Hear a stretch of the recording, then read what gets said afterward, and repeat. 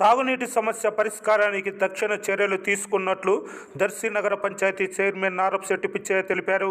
శుక్రవారం తాగునీటిపై కౌన్సిల్ అత్యవసర సమావేశం నిర్వహించారు.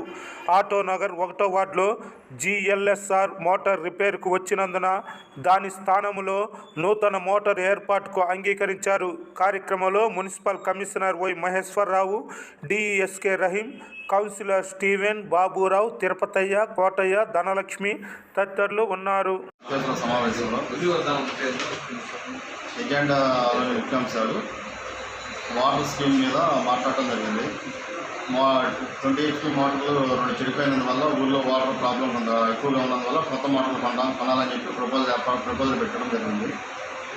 ఇంకా ఎక్కడైనా రేపు రానున్న ఎండాకాలం వాటర్ ప్రాబ్లం ఏమన్నా ఉంటే దానికి నివారించుకోవడానికి బాయిలు ఎక్కడెక్కడ ఉన్నాయి ఏందనేది దాని గురించి చర్చించడం జరిగింది.